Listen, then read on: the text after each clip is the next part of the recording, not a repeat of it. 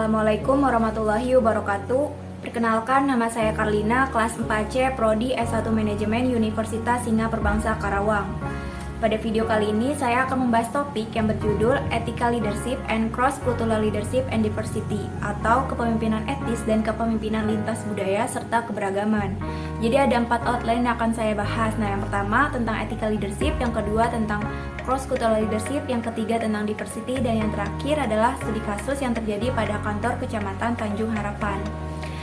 Jadi topik ini tuh akan membahas tentang bagaimana ethical leadership bersama indikator dan nilai yang ditekankan di dalamnya menghadapi cross-cultural leadership yang di dalamnya juga terdapat keberagaman.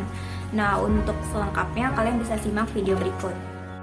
Nah, yang pertama adalah ethical leadership. Apa sih ethical leadership ini? Menurut Al-Sharafi dan Rajani, kepemimpinan etis adalah pemimpin yang memiliki prinsip-prinsip, keyakinan, dan nilai-nilai yang menggambarkan perilaku organisasi yang benar, sehingga mempengaruhi karyawan untuk mencapai tujuan organisasi. Nah, menjadi etis berarti bermain adil, memikirkan kesejahteraan individu lain, dan memikirkan konsekuensi tindakan individu.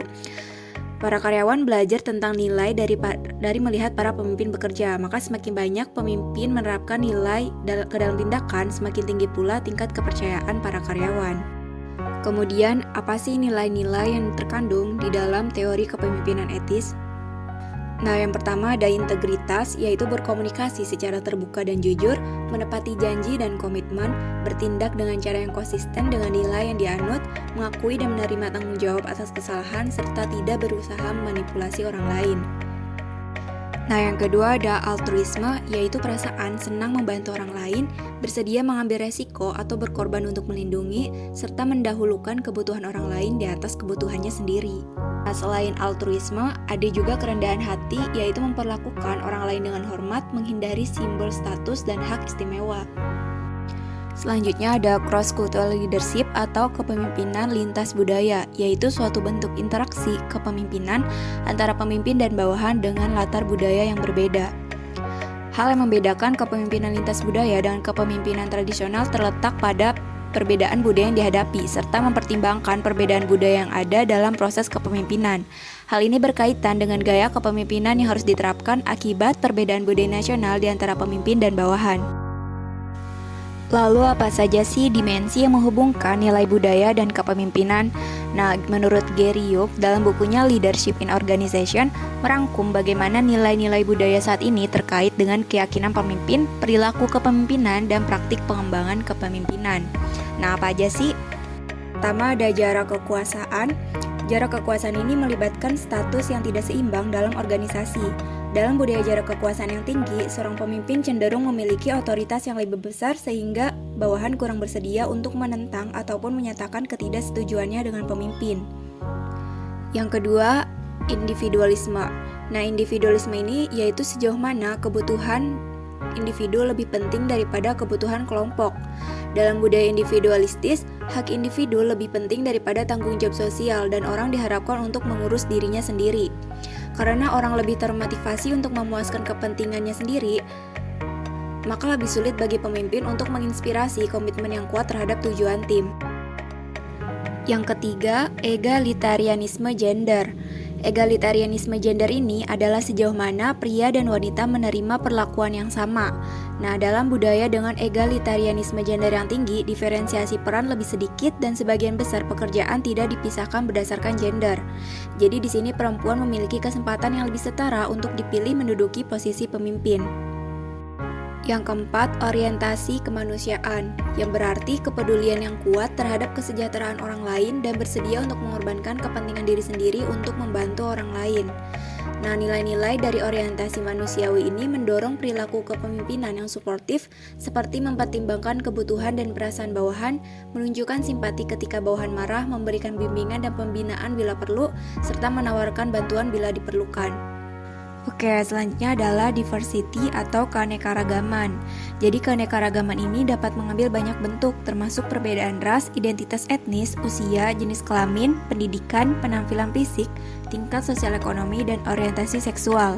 Saat ini keanekaragaman mulai meningkat dalam dunia kerja. Contohnya, lebih banyak perempuan memasuki pekerjaan tradisional laki-laki, jumlah pekerja yang lebih tua meningkat, dan ada lebih banyak keragaman terkait latar belakang etnis, agama, dan ras. Kita sampai pada outline yang terakhir, yaitu studi kasus pada kantor Kecamatan Tanjung Harapan. Kantor Kecamatan Tanjung Harapan berlokasi di Solok, Sumatera Barat.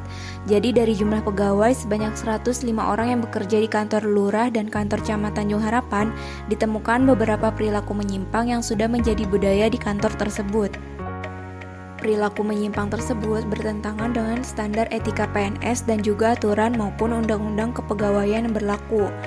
Nah, jadi fenomena perilaku menyimpang di tempat kerja yang terjadi di lingkungan kantor camat Tanjung Harapan diantaranya masih banyak pegawai yang melontarkan lelucon kasar terhadap pegawai lainnya. Hal ini dilakukan dengan alasan untuk hiburan ketika sedang bekerja. Selain itu, adanya pegawai yang mengambil inventaris kantor tanpa izin dari atasan untuk kepentingan pribadi, seperti mengambil tisu, kantor, pena, kertas, dan lain-lain. Nah, karena penyimpangan tadi terjadi secara berulang hingga menjadi budaya dalam organisasi, hal ini membuktikan tidak adanya tindakan tegas yang menanggapi perilaku menyimpang tersebut.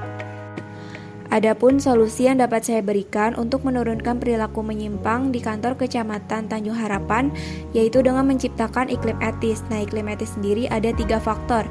Yang pertama, kode etik, yaitu perlu adanya pembentukan aturan yang membahas 2 perilaku menyimpang tadi. Yang kedua, kebijakan organisasi. Diharapkan camat dalam kantor Kecamatan Tanjung Harapan mampu mengambil keputusan yang tepat dalam menyikapi perilaku menyimpang tersebut. Yang ketiga, penghargaan dan sanksi untuk membedakan antara pegawai yang melakukan perilaku menyimpang dengan yang tidak.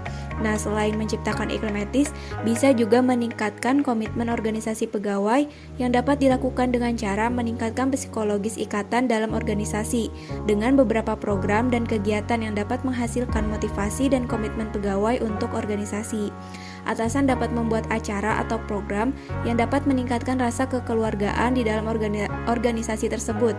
Salah satunya adalah bimbingan teknis aparatur untuk seluruh pegawai di kantor camat Tanjung Harapan.